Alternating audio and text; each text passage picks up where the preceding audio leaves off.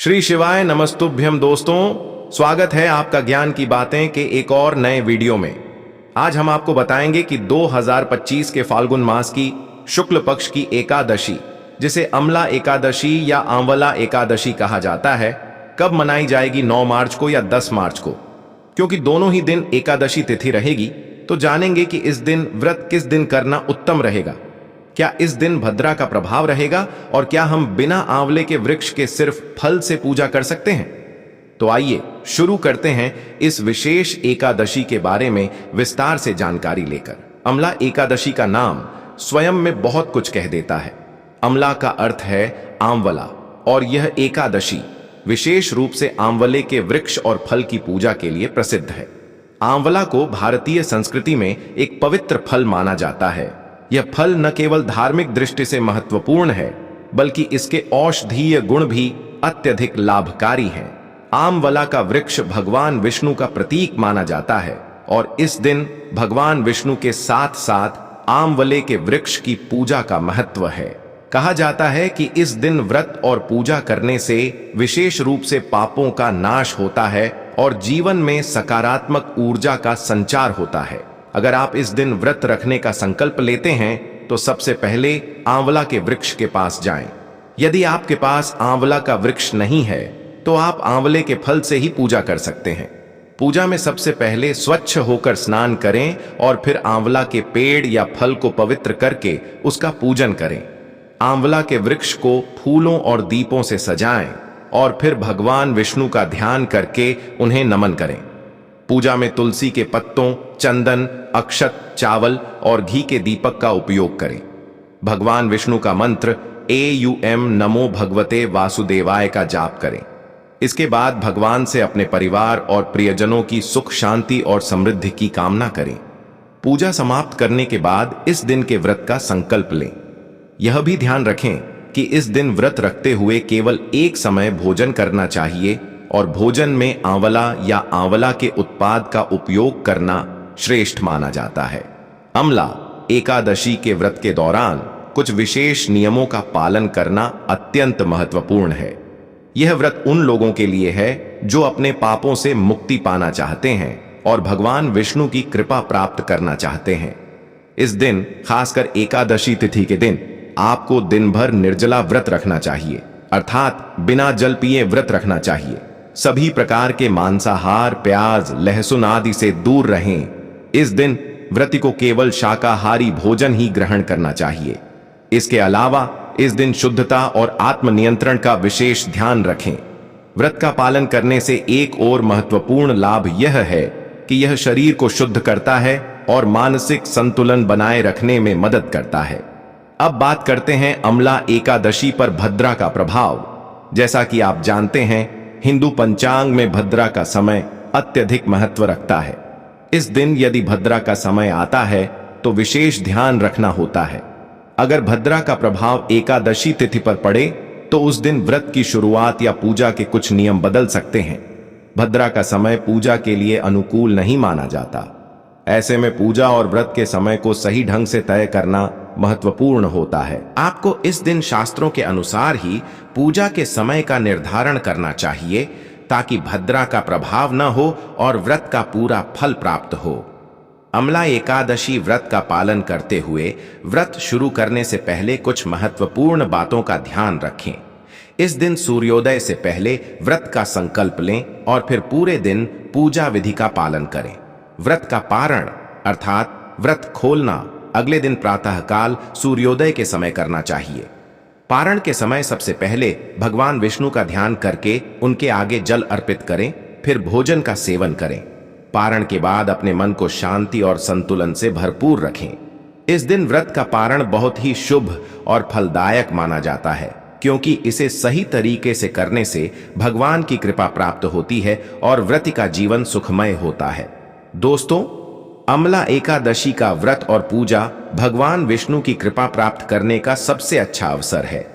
यदि आप इस दिन व्रत करते हैं तो आपके जीवन में सुख, शांति, समृद्धि और स्वास्थ्य की कोई कमी नहीं होगी। इस विशेष दिन में व्रत और पूजा विधि का पालन करने से आपको पुण्य की प्राप्ति होगी और जीवन में सकारात्मक ऊर्जा का संचार होगा। इसके साथ ही आंवले की पूजा भी होती है।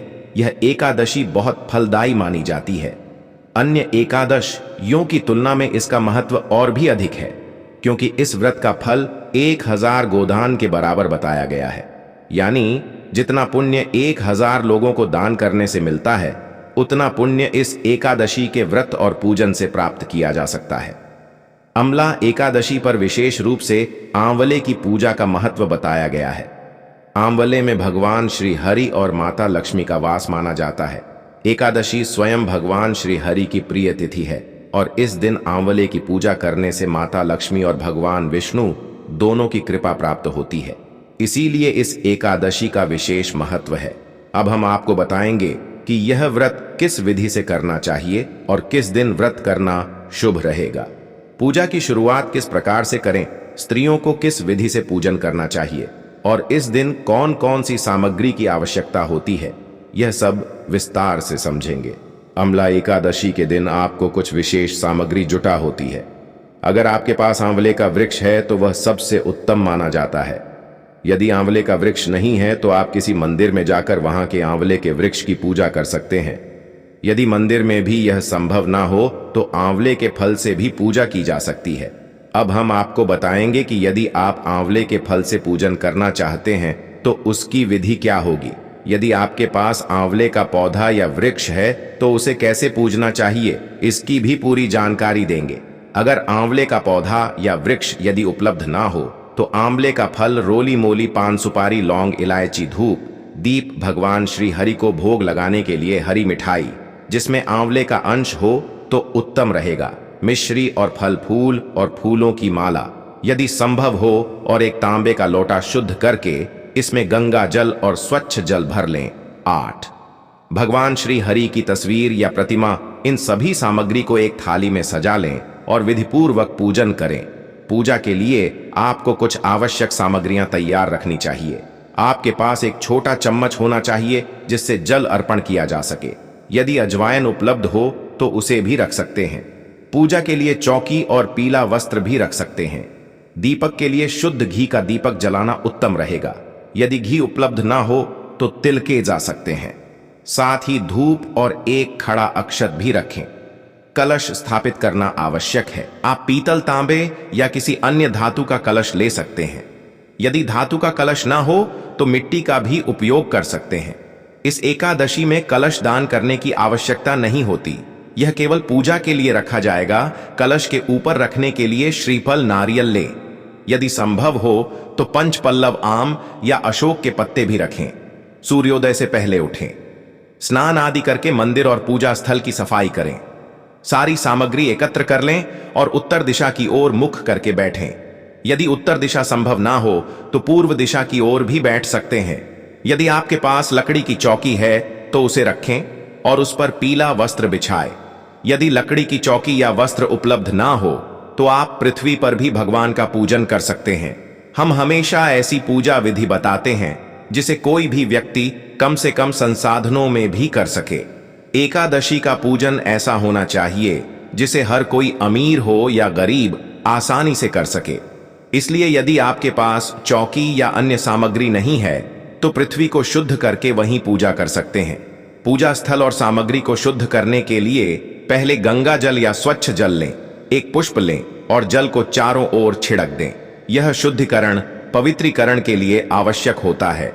ओम अपवित्र पवित्रो व सर्वावस्था गतोह यस्मृत पुंडरीकाक्ष सबाही अभ्यंतर सूची।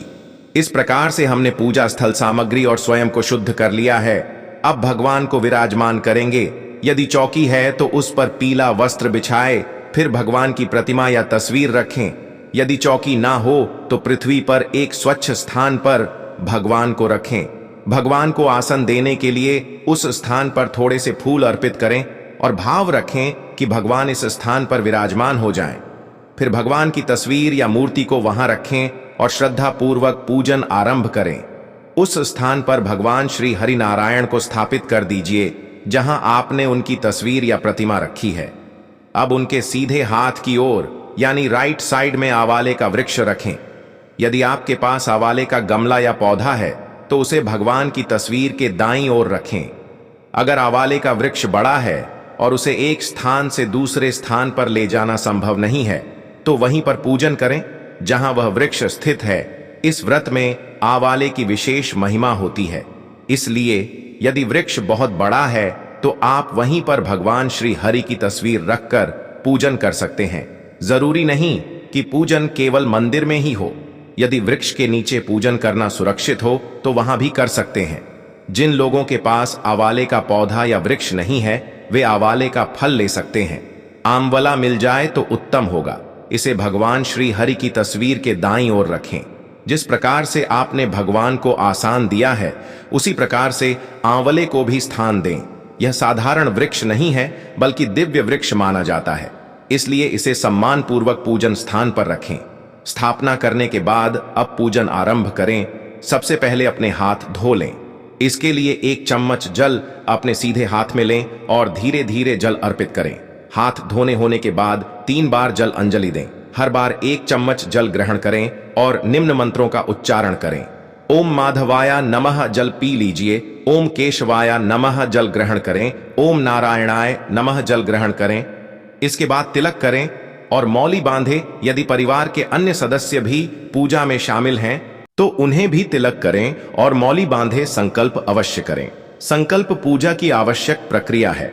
व्रत में पूजा बड़ी या छोटी हो सकती है, लेकिन संकल्प के बिना व्रत नहीं करना चाहिए। संकल्प करते समय सीधे हाथ में जल लें।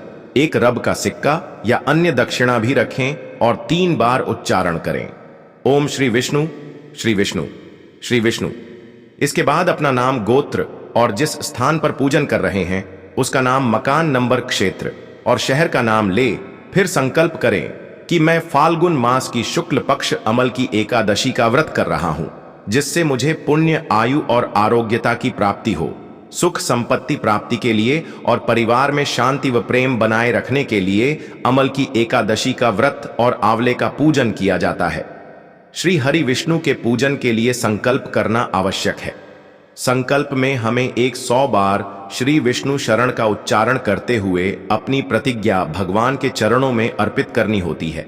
संकल्प का महत्व यह है कि इसमें व्यक्ति अपनी पूरी जानकारी देता है कि वह कौन है, कहां बैठकर यह संकल्प कर रहा है और किस उद्देश्य से व्रत कर रहा है। इसे आधुनिक भाषा में समझे तो यह एक प्रकार का आध्यात्मिक डाटा एंट्री है जो हमारे पुण्य को भगवान के खाते में जोड़ देती है। जिस प्रकार किसी रिकॉर्ड को सुरक्षित रखना जरूरी होता है, उसी तरह पूजा और व्रत को फलदायी बनाने के लिए संकल्प आवश्यक होता है। पूजा छोटी या बड़ी हो सकती है, लेकिन संकल्प जरूर करना चाहिए। यदि आप केवल तिलक लगाकर जल अर्पित करके पुष्प और माला चढ़ाकर आरती कर रहे हैं तब भी संकल्प करें, क्योंकि यह पूजा का सबसे महत्वपूर्ण हिस्सा है।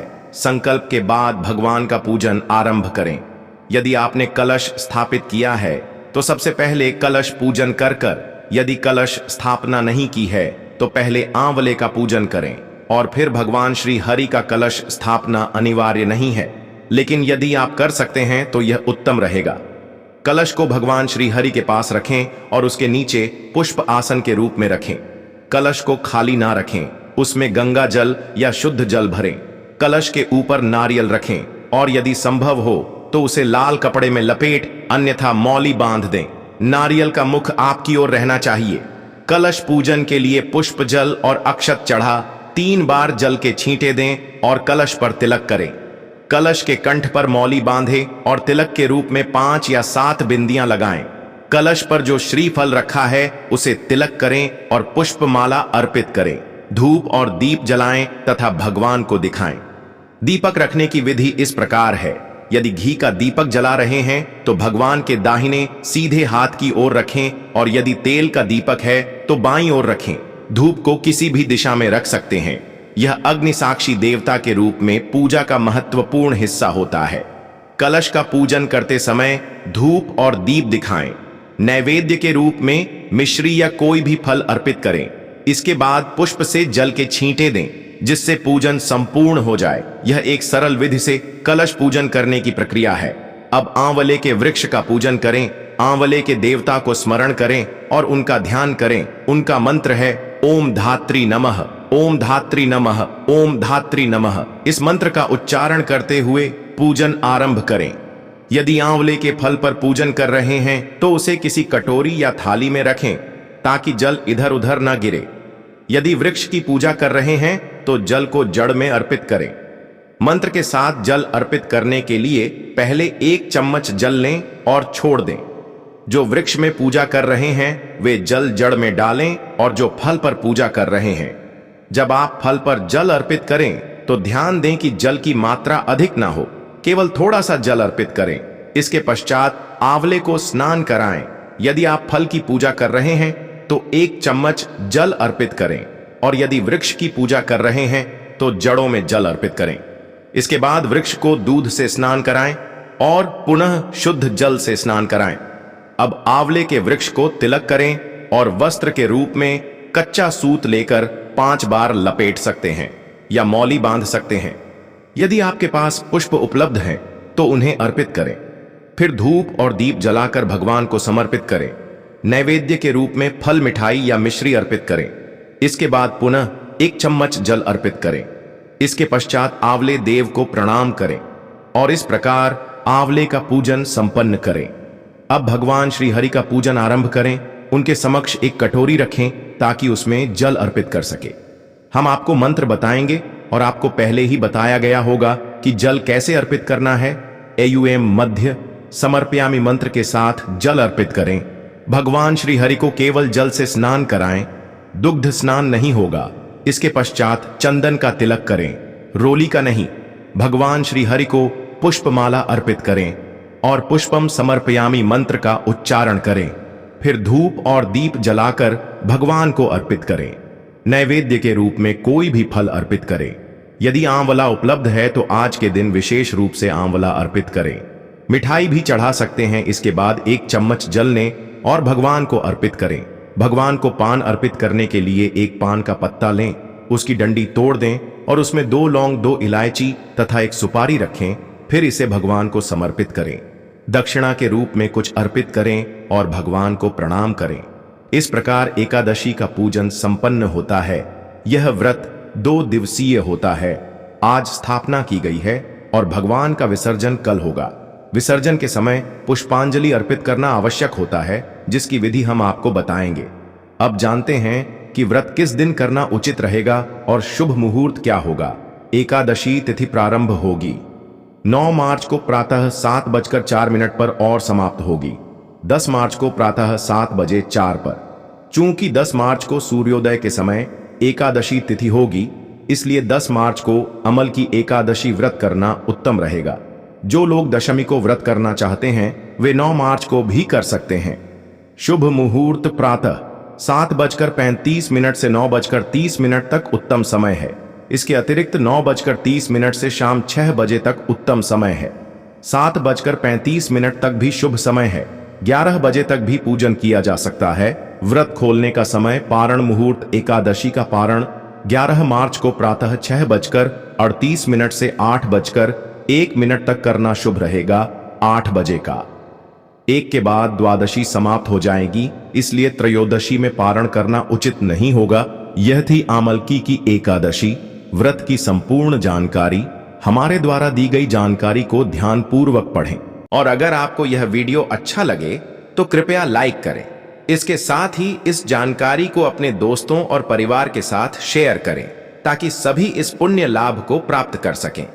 ध्यान रखें, यदि आपको इस वीडियो से कोई जानकारी प्राप्त हुई हो तो कमेंट बॉक्स में जय श्री हरि या ओम नमः भगवते वासुदेवाय लिखकर भगवान श्री हरि की कृपा प्राप्त करें और हमें इस प्रकार की शुद्ध और प्रामाणिक जानकारी देने के लिए प्रेरित करने के लिए आपका धन्यवाद। वीडियो को लाइक और शेयर करना न भूलें। साथ ही हमारे चैनल को सब्सक्राइब करके ज्ञान की बातें और वीडियोस पाने के लिए बेल आइकन दबाएं। जय श्री हरि।